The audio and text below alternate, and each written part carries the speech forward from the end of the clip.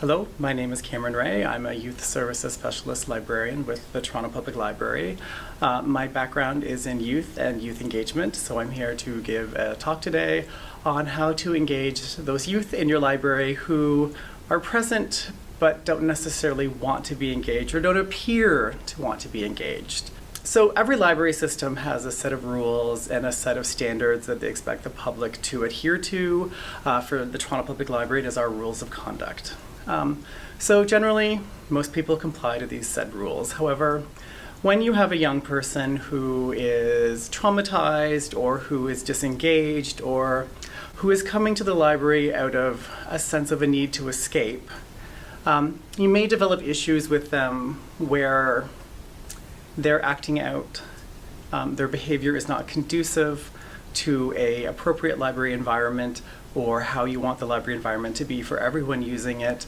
This, of course, depends on your building, where your teen area is set up, and different parameters such as that. But when you have a young person or group of young people in your library who are being unruly, who are being loud, who are attention-seeking, there are certain things that you can do as a staff person in order to better engage them. So the first thing would be is to be yourself. Don't go up to them putting on some sort of fake facade or persona.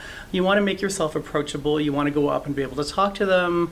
So first thing you want to do is sort of survey the situation. What's going on? What are they doing? Are they just being loud? Lots of teens are loud.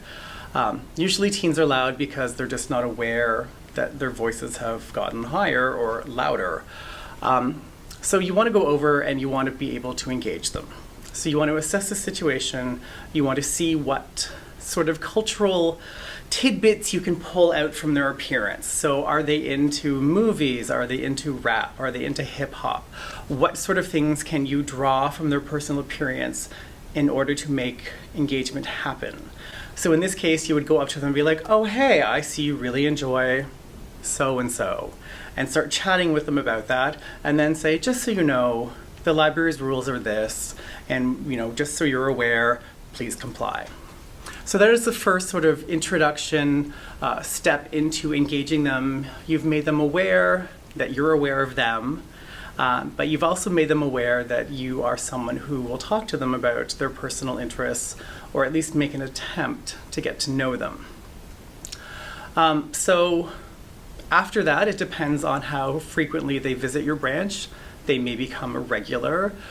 So engagement would be that you would continue to speak with them every time they're in the branch, and not necessarily when they are disrupting the library, but when they are there. If they're walking in, you see them, say hello, introduce yourself, get to know their name.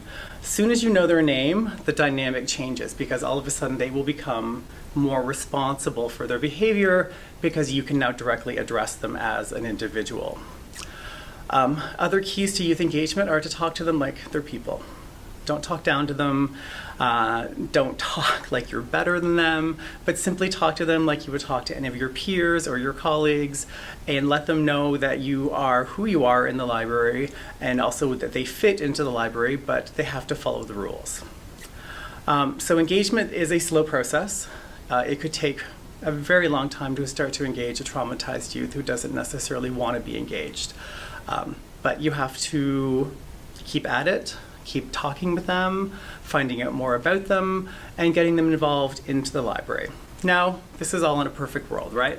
So in the case where you have someone who is using the library as a place to vent or let off steam, and they're not really following library rules, and your engagement with them isn't working, you have to have them comply with the library's set of rules. So in this case, that could be a banning, it could be an exclusion, it could be a letter home to the parents or the caregiver, but you still want them to be aware of the library's expectations and also societal expectations as they're getting older as to how they should be behaving. It may very well come to the point where you have to exclude them. That's unfortunate, and in giving them the exclusion letter, let them know that once the exclusion is over, they're welcome to return and to try again. Even on the days when you're kicking them out just for one day, let them know that they can try again tomorrow. So in summation, youth engagement is a difficult task. not every staff person is going to have a talent towards it, so you may have to foster it in yourself or foster it in others. You want to start off with assessing the situation, seeing what the youth are about, what their activities are, finding some sort of point of entry in order to be able to talk to them, and then take it from there.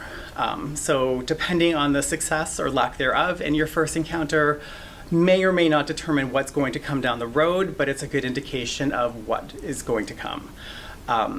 It's difficult, it's time-taking, but ultimately it is very much worth it. Enjoyed the talk? Be sure to stay tuned for more talks like this one. They will be uploaded every other month. You can also check out the videos that we've already posted and shared.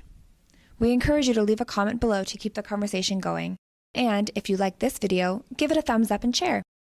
You can subscribe to our channel to make sure you don't miss any of our videos. We upload more than just talks like this, such as event highlights and divisional presentations. Thanks for watching.